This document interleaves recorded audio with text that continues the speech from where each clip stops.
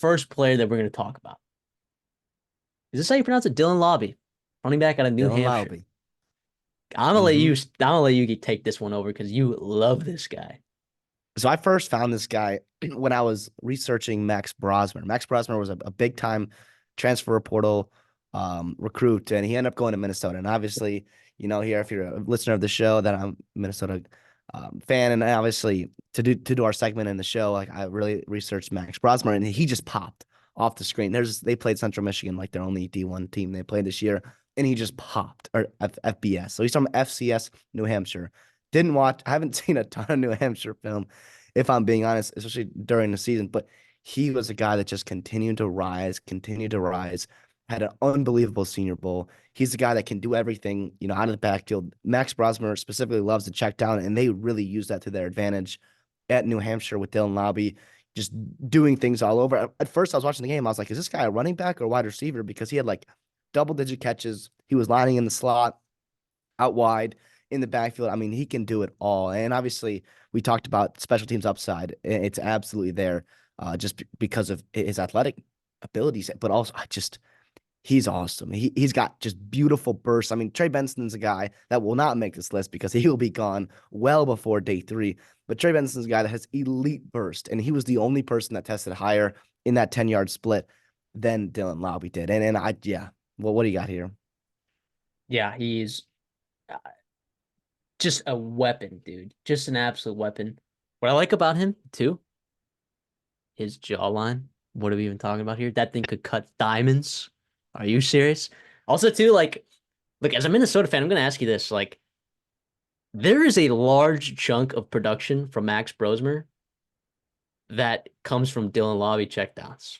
Does that concern you at all? Because, like, I mean, how many of those, like, we're playing his highlights right now. If you guys can watch on YouTube, they're all checkdowns. They're all like just Max Brosmer checkdowns, and then Dylan Laube just makes something happen.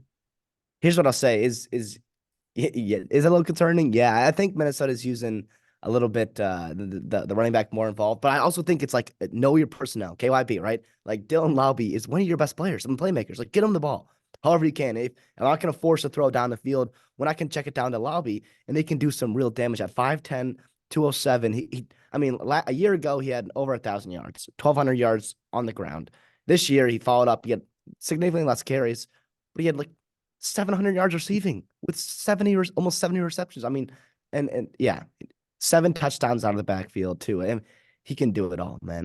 To me, I love it. And this is why you love the draft, because a guy like this can go to the Senior Bowl and really shine, and then go to the combine and shine again. And then you look on his tape and he checks all these boxes. And he's a guy from New Hampshire that I don't know if everyone really thought he was going to be an NFL guy. And then all of a sudden, here he is, and we're talking about him because how much we love him. Yeah, I mean, like Danny Woodhead, sorry, Dylan Laube reminds me of a couple of different players in the NFL. I would say it reminds me of Danny Woodhead for sure in terms of like the receiving ability and the small time college. I believe he went to Chadron State.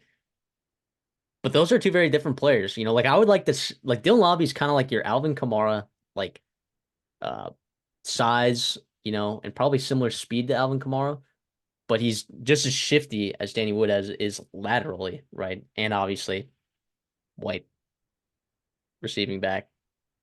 It is what it is. I'm Classic. making the Yeah, no, comparison, but you have to. I I don't think it's crazy to say that the pro comp there is kind of a mixture of those two, and he could fit himself in like third down reps like right away, I think. There's an absolute niche in certain offenses that will love Dylan Laube and quarterbacks too. But I do want to clarify, we're not projecting him to be Alvin Kamara, like top 3 running back at one point in the NFL in terms of a draft prospect coming out of Tennessee and priorly from Bama. Like as Alvin Kamara, you compare their RAS scores and they're pretty darn similar. You compare their size, they're pretty darn similar. And so it's nice. It's a nice, like, okay, yeah, here it is. This guy's gonna have a role on any team he can carve out on. You know, Yeah, 100%. Any other thoughts on Dylan Laube? I mean, multiple years of production, versatile production. I love it. Don't tell me, don't give me the he didn't play anybody. He played in the FCS. Blah blah blah. No, dude, that guy pops. The tape just pops. You go watch it. I mean, you're watching right now, and obviously he went with higher competition at the Senior Bowl, and he lit it up there too. So That's why I'm not concerned about, the jump from the FCS to the NFL.